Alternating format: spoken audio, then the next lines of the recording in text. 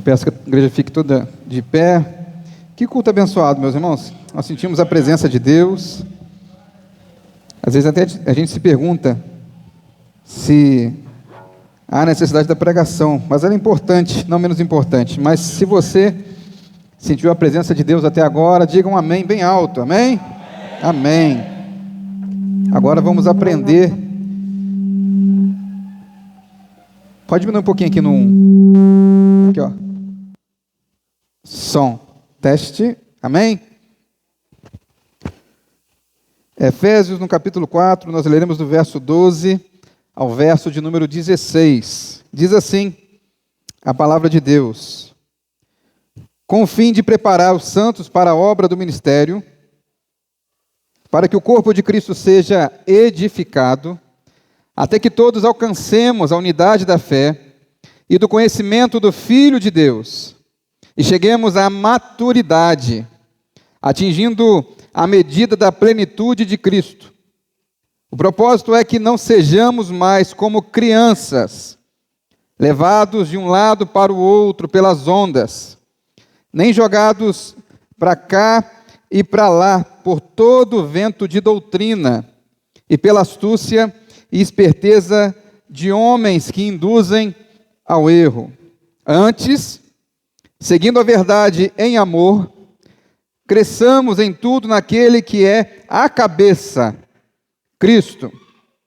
Dele todo o corpo, ajustado e unido pelo auxílio de todas as juntas, cresce e edifica a si mesmo em amor, na medida em que cada parte realiza a sua função.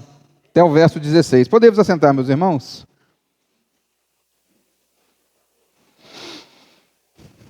Existe um livro chamado Plano B. Plano B. Ele é escrito por uma autora chamada Sheryl Sandberg e Adam Grant. Ele fala sobre a sua própria vida, é como se fosse uma biografia. Ela perdeu o seu marido um instante de tempo, onde a sua vida estava tudo bem, uma carreira promissora no Google, lá na Califórnia, e a sua vida teve uma mudança. Livro que eu recomendo aos irmãos, Plano B.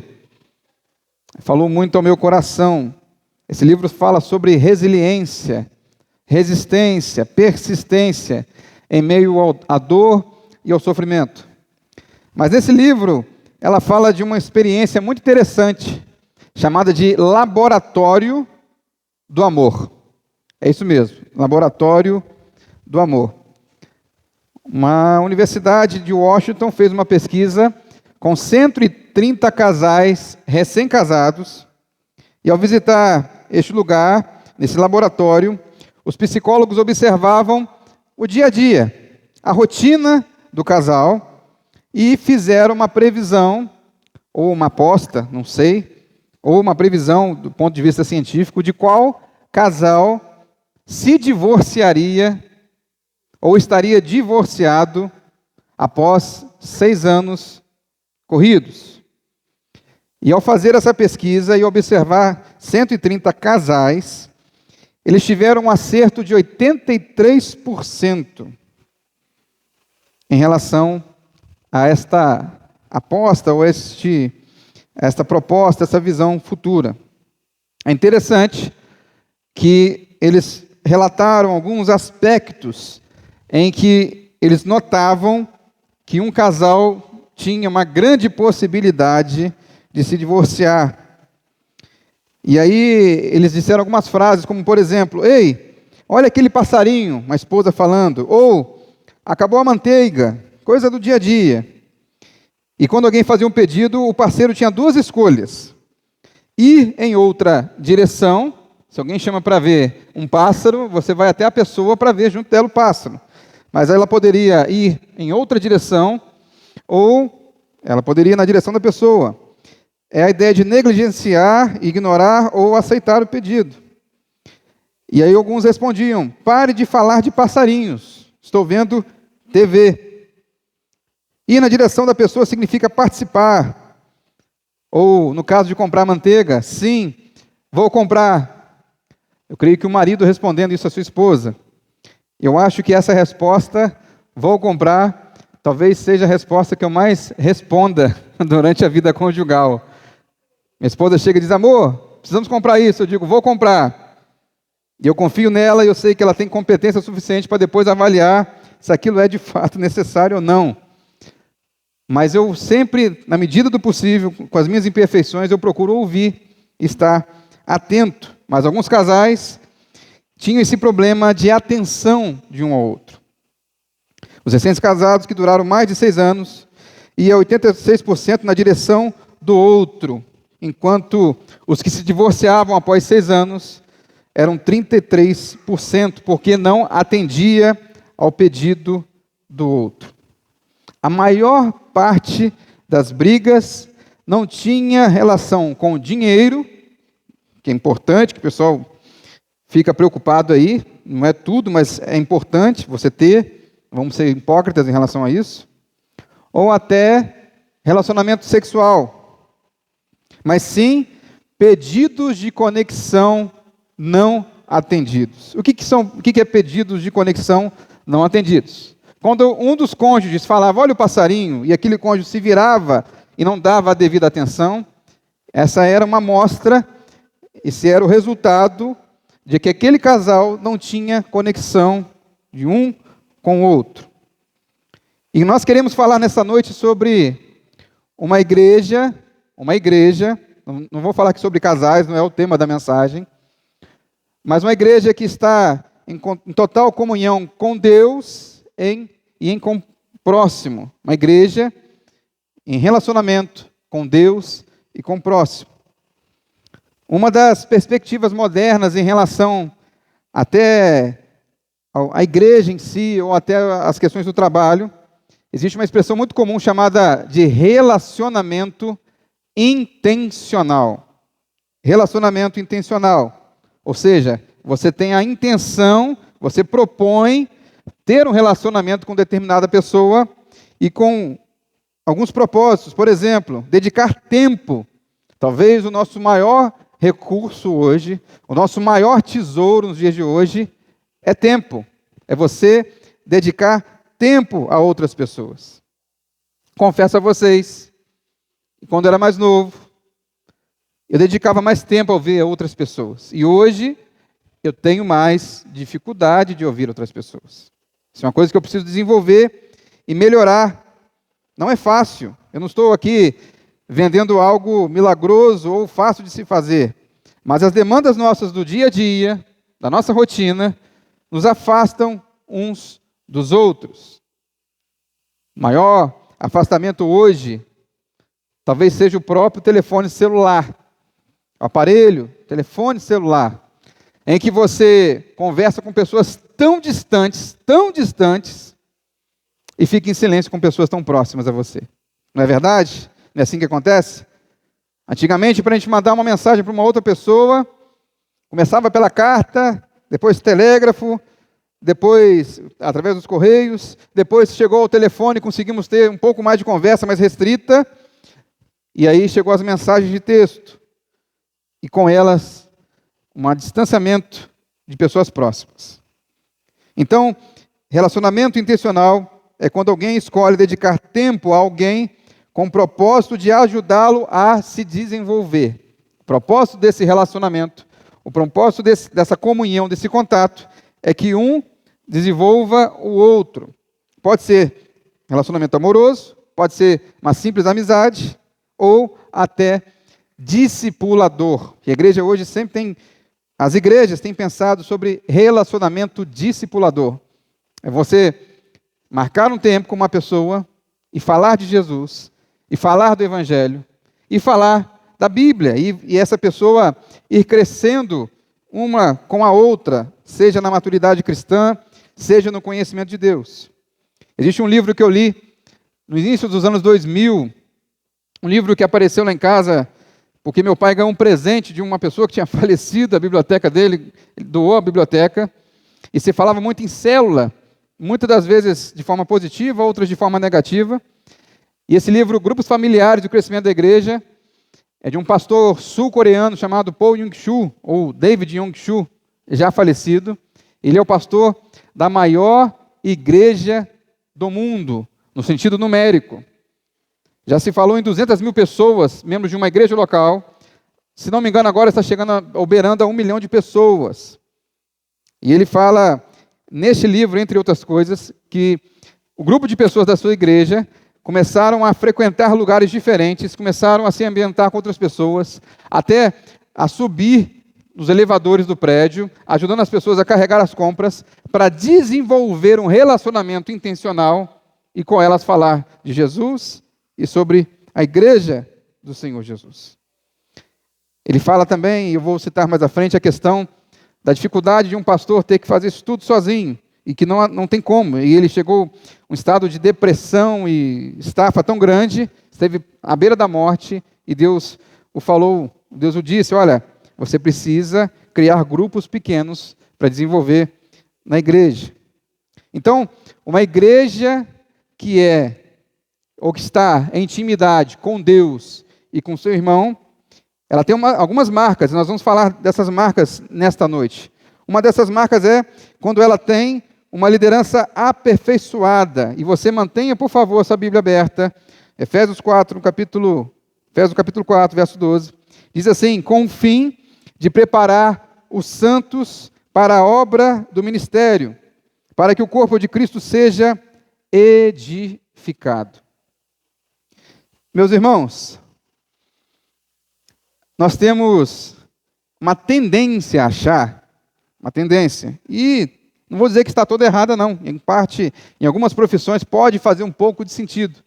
Da gente achar que pessoas que não trabalham com as mãos, de forma braçal, pessoas que trabalham, às vezes, apenas num computador, pessoas que trabalham, às vezes, apenas estudando, pesquisa acadêmica, pessoas que trabalham em diversas tarefas onde não há suor do ponto de vista físico, às vezes nós achamos que esse trabalho é um trabalho em vão, às vezes nós achamos que essa pessoa não trabalha, e às vezes consideramos algo secundário. Eu me lembro sempre da questão da liderança aperfeiçoada, e aqui eu não falo apenas do pastor, da figura do pastor, mas de todos os líderes da igreja, todos aqueles que exercem função de liderança.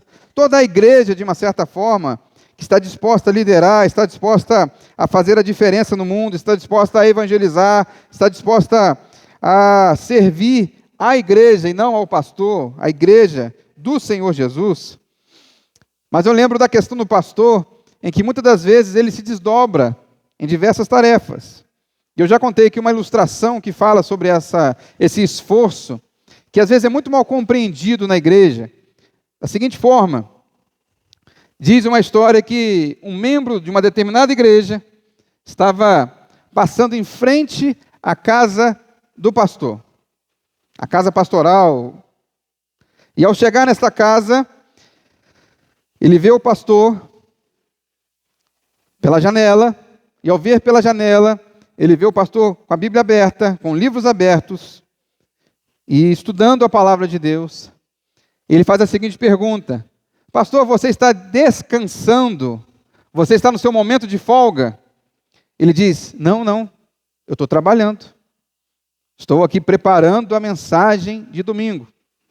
E eu falo a vocês que na homilética, no estudo da pregação, na ciência que estuda a pregação, muitos falam que uma boa pregação ela não vai ser preparada com menos de 6 horas de estudo. 6 horas de estudo é esboço, é sermãozinho, sermão para a gente falar no pequeno grupo. Pastores que dedicam a palavra, o ministério da palavra, estudam de 9 a 12 horas para preparar um sermão. E esse preparo, esse trabalho, que é um trabalho de intelectual, é um trabalho que exige mais esforço mental do que físico, às vezes a igreja ignora isso. E tem gente na igreja que, eu já fui um deles, confesso, que é bom em criticar a pregação, mas não sabe do que o pastor passa. Mas essa mesma pessoa que passou na frente da casa do pastor, horas depois passa novamente e vê o pastor cortando a grama na frente da sua casa. Ele faz a seguinte pergunta: pastor, agora o senhor está trabalhando? Ele responde: não, agora eu estou descansando. Nós devemos olhar o ministério pastoral, olhar a liderança da igreja e entender que há um esforço demasiado na pregação da palavra de Deus. Essa é a função primordial.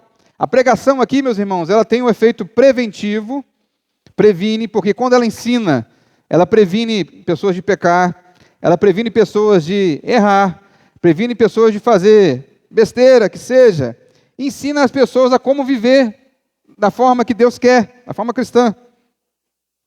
E também existe a questão corretiva, que ela corrige. Se você errou e você pecou, através da pregação você vai entender que você não deve mais pecar, você deve viver uma vida de santidade, porque esta palavra, ela tem esse efeito de corrigir, de exortar. E às vezes nós cobramos tanto da pessoa do pastor, cobramos tanto a presença do pastor, seja num café, seja no aniversário, aniversário do cachorro, aniversário do gato, aniversário do sei quem, tem que estar lá. E se o pastor não tiver, o pastor está privilegiando uma pessoa em relação à outra. E às vezes nós colocamos o pastor como se ele fosse apenas, eu poderia dizer, uma pessoa de relações sociais, a pessoa que está ali apenas para fazer relacionamentos e conversar na igreja.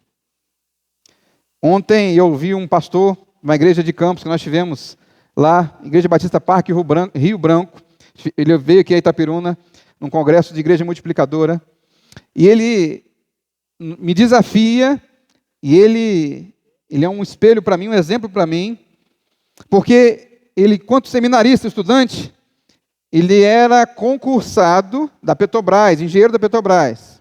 Engenheiro da Petrobras, meus irmãos, na pior das hipóteses, não ganha menos de 20 a 30 salários mínimos por mês. Menos do que isso não ganha. Se embarcar, se aumenta. Menos que isso não ganha. E ganhar 30 mil reais, 40 mil reais hoje não é algo fácil se conseguir.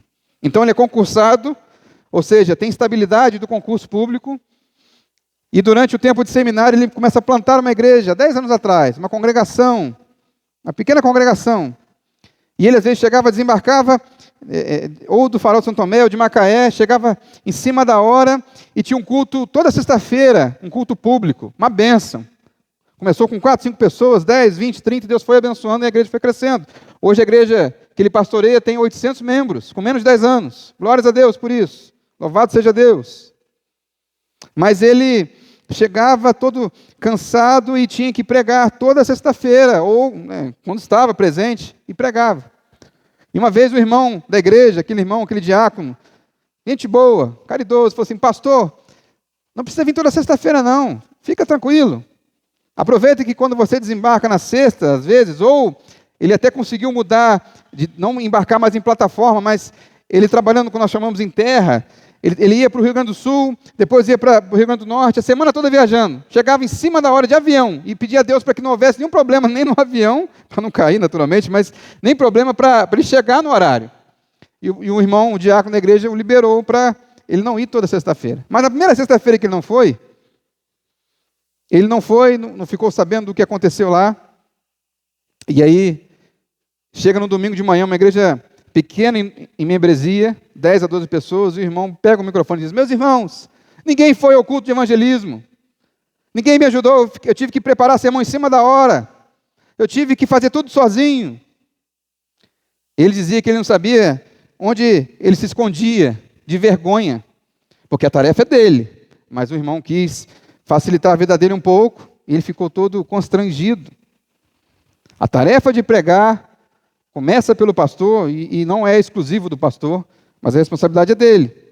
Mas às vezes os irmãos que não veem um pastor acham que o pastor está apenas descansando, de folga, e não fazendo nada.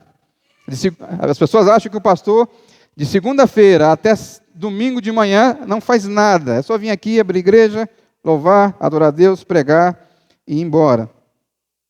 Nós vivemos um problema, e aqui na nossa associação batista, tivemos 2 casos de pastores que foram diagnosticados com burnout, uma doença que é relacionada a excesso de trabalho. Excesso de trabalho. E aí me chama a atenção, na internet eu vi um grupo chamado Barna, um grupo de pesquisas lá nos Estados Unidos, na Califórnia, pesquisando sobre pastores em 2021, ele disse que 2 a cada 5 pastores pensaram em deixar o ministério no ano de 2021. 2 em cada 5 pastores. Uma das respostas que os pastores diziam nessa pesquisa é: estou descontente com o efeito que este papel teve na minha família. É gente que acha que a família do pastor é a Sagrada Família. Jesus, Maria e José. Perfeito. Não erra, não peca. Se bem que Maria e José, no nosso ponto de vista, pecaram. Mas é uma família perfeita. 29% disseram: não estou otimista sobre o futuro da minha igreja. Porque ele vê as coisas acontecendo e acha que vai dar tudo errado. Talvez eu responderia isso porque eu sou pessimista. Tenho a tendência a ser pessimista. Outros 29%, e tem outras questões, eu vou só trazer essas 3, diz que a minha visão para a igreja entra em conflito com a direção da igreja. E tem gente que está na direção da igreja, em alguns casos, que está apenas só para ser do contra. Eu lembro a vocês, uma coisa que eu vi num Uber, no Rio de Janeiro, que na nossa conversa eu descobri que ele era pastor, ele me alertou sobre isso. Nossa igreja, a Igreja Batista, a denominação Batista, ela tem algo que é valiosíssimo, que é a democracia, uma igreja congregacional, no sentido de nós botarmos em assembleia e votarmos. E é bênção por isso, e glória a Deus por isso. Que bom que continue assim. Mas quando votamos algo, colocamos em votação, e a maioria que seja, vota em determinada posição, aquela pessoa que por um acaso, com o direito dela, legítimo de pensar ao contrário, ela deve começar a apoiar aqueles que concordaram. E às vezes a gente, nesse negócio, mas eu não concordo, vou fazer tudo para atrapalhar. Não, você não concordou naquela votação, mas se a maioria entendeu, vamos trabalhar e vamos somar, vamos andar juntos. É assim que funciona o aspecto democrático da igreja. E aqui nós podemos tirar algumas lições. Invista no seu pastor, no aperfeiçoamento e na liderança. Invista. Não veja com maus olhos a ideia de um pastor sair durante uma semana inteira para estudar, para ir fazer um curso, para aprimorar, para crescer, para amadurecer. Porque quando ele sai, ele cresce, ele amadurece, a igreja cresce e a igreja amadurece. Mas uma igreja de intimidade com Deus e com seu irmão tem conhecimento de Cristo e do seu irmão. Versículo 13, você pode acompanhar comigo.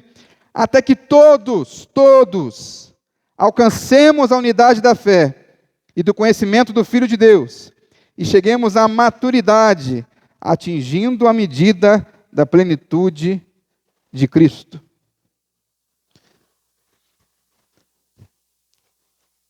Nós devemos aqui pregar o Evangelho. Nós temos a característica de uma igreja batista de pregar o Evangelho, e que bênção por isso, e falar de Jesus, e falar aos não crentes. Esse pastor ontem falou, nós temos que nos relacionar com não crentes também, porque se relacionarmos só com crentes, nós não vamos pregar o Evangelho, certo? Claro, se relacionar com não crentes não significa que você tem que fazer as mesmas coisas que ele faz, não é isso. Mas é ter comunhão, é conversar e no momento devido apresentar o Evangelho e falar de Jesus. Mas todos aqui, a função da pregação é também que todos cresçamos juntos. Eu sei, e é claro que cada um tem a sua medida e a sua maturidade. E ninguém deve criticar nem condenar o irmão mais novo na fé, o irmão mais velho, não é isso. Mas que todos cresçamos. A função de estar pregando aqui começa com estudo, com ensino, aprendizado.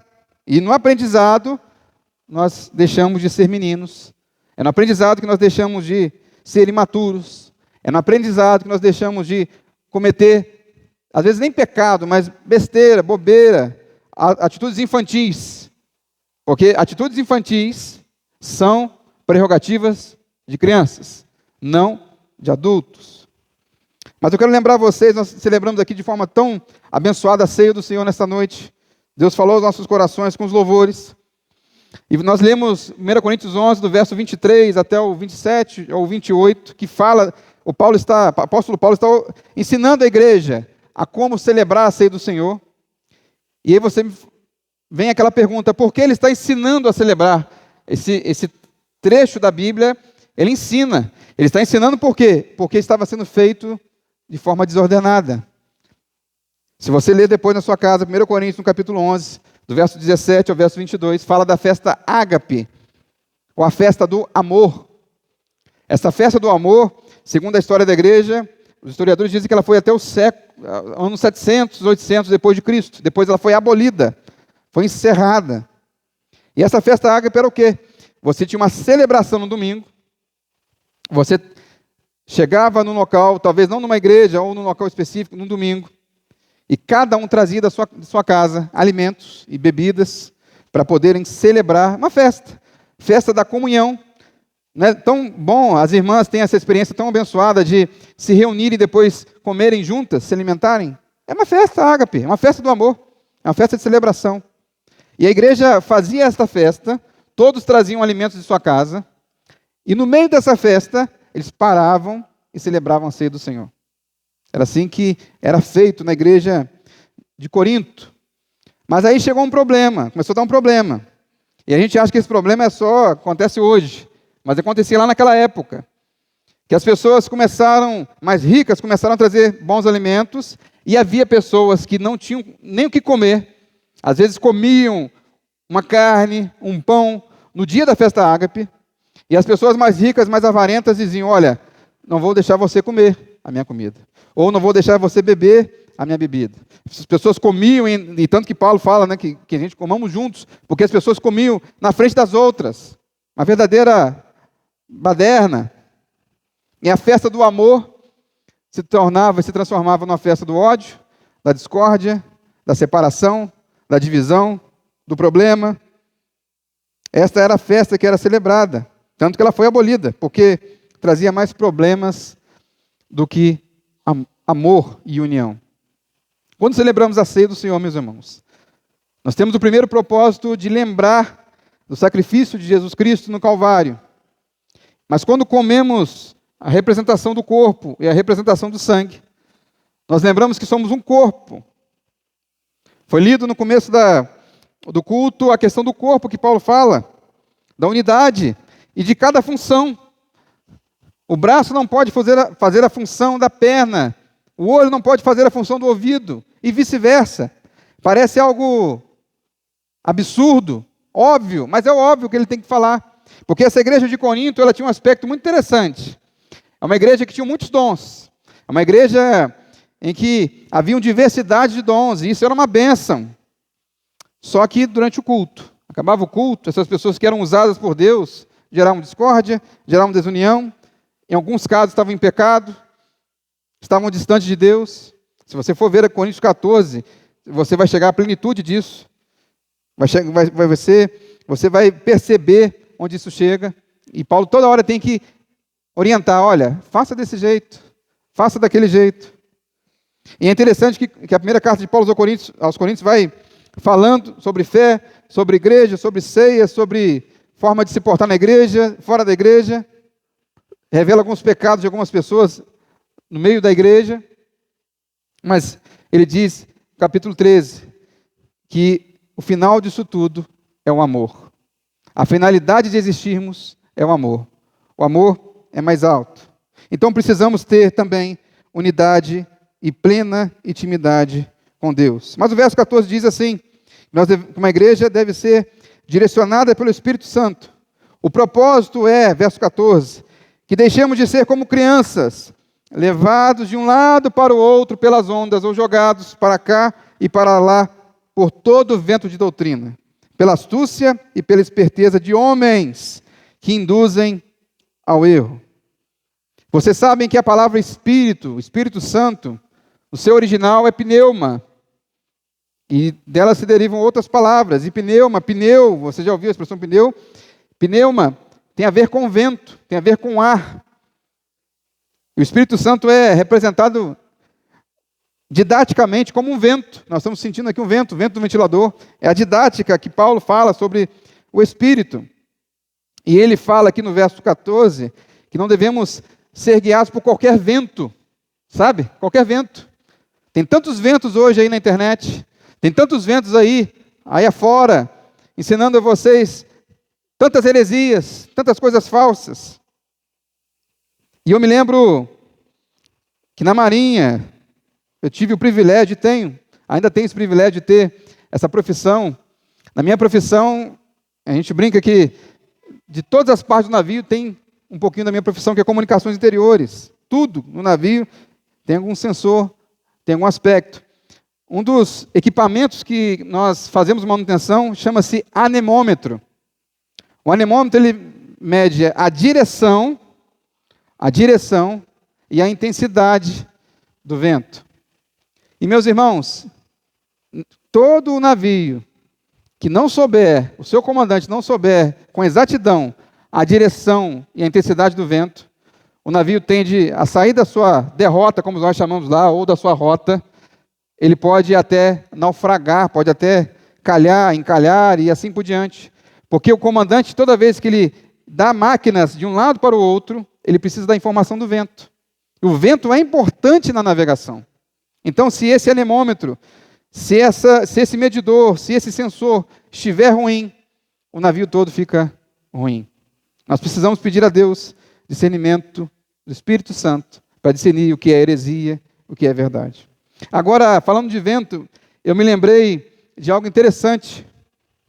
Aqueles bonecos do poço, não sei se vocês já viram, que tem um vento que vem da parte de baixo dele, ele fica lá todo estranho, todo maluco, boneco maluco. Minha filha vê, acha engraçado. Mas imagine se você for aquele boneco e o Espírito Santo guiar você, for o vento dentro de você, que vai ser diferentemente daquele boneco que não tem nenhum sentido, mas se você for guiado pelo Espírito Santo, você vai ter rumo, você vai ter sentido, você vai deixar de ser menino na fé e ser um homem, uma mulher de Deus, com maturidade, com discernimento espiritual, com entendimento, que não é levado pelos ventos que passam por lá e por aqui, mas que tem a sua vida firmada na rocha, que não é levado para nenhum vento de doutrina. Precisamos nos orientar com a palavra de Deus, através do Espírito Santo. Mas uma igreja que quer crescer em intimidade com Deus e com o irmão, com o próximo, ela cresce e amadurece sem perder a sua essência. Versículo 15 e 16 diz assim: antes, seguindo a verdade em amor, cresçamos em todas as coisas naquele que é a cabeça, Cristo. Dele todo o corpo ajustado e unido pelo auxílio de todas as juntas, cresce e edifica a si mesmo em amor, à medida que cada parte realiza a sua função. E eu já estou encerrando, meus irmãos. Espero encerrar. Existe uma frase que me marcou muito a minha vida, num curso que eu fiz para operar, não o helicóptero em si, mas estar na equipe que recebia o helicóptero no navio. Lá em São Pedro da Aldeia, fazendo esse curso, eu li uma frase de um H que eu achei maravilhosa, que diz assim: nenhum de nós é tão bom quanto todos nós juntos. Eu vou repetir para você. Nenhum de nós é tão bom quanto todos nós juntos. O pastor Arnolfo, da Igreja Bethesda, falou algo muito interessante há muitos anos atrás, que a sua filha estava para começar uma faculdade. Ele disse: olha, filha, você vai aprender, você vai crescer, você vai amadurecer, vai se tornar uma profissional competente, mas a melhor lição, o melhor proveito que nós podemos tirar de uma universidade são os relacionamentos, as amizades. Isso faz toda a diferença. São as conexões que criamos, isso faz toda a diferença. Tem um provérbio africano que diz: se você quiser ir rápido, vá sozinho. Se quiser ir longe, vá em grupo. Vou repetir. Se você quiser ir rápido, e às vezes eu gosto de andar sozinho porque eu ando rápido, ande sozinho. Você vai andar rápido. Agora, se você quiser ir longe, vá em grupo. Que possamos juntos edificar a igreja de Cristo. E eu quero encerrar, de fato, com a 1 Coríntios, vai ser projetado, capítulo 12, verso 31, que fala sobre os dons, ou sobre os espirituais, um grupo de cristãos dentro da igreja de Corinto, que eram muito espirituais, faziam e aconteciam várias situações, profecias, línguas. Mas ele diz assim: entretanto, busquem com dedicação os melhores dons. Passo agora a mostrar a vocês um caminho mais excelente que a profecia. mais excelente que os dons de língua, de discernimento, mais excelente do que tudo que nós podemos fazer na terra. E aí vem o capítulo 13 de 1 Coríntios, que muitos conhecem, que fala sobre o amor. E diz assim, se eu tiver, no versículo 2, o dom de profecia, souber todos os mistérios de todo conhecimento, e tiver uma fé capaz de mover montanhas, mas não tiver amor, nada serei. O verso 8 diz, o amor nunca perece, mas as profecias desaparecerão, as línguas cessarão, e o conhecimento será deixado para trás. Assim, permanecem agora estes três, a fé, a esperança e o amor. O amor destes é o maior. Que nós possamos, meus irmãos, nessa igreja, que nós possamos, na nossa caminhada, nos unirmos em amor. Que nós possamos fazer tudo, seja aqui dentro da igreja, das quatro paredes do templo, fora da igreja, nós possamos fazer em amor. O amor é superior a todos os dons que o mundo nos oferece. Eu quero que você fique de pé neste momento, aqueles que puderem, e eu quero fazer uma oração, e ao fazer essa oração, eu gostaria que ou você levante a sua mão, ou você venha até aqui à frente, porque nós falamos sobre igreja em comunhão, igreja em relacionamento, igreja em unidade.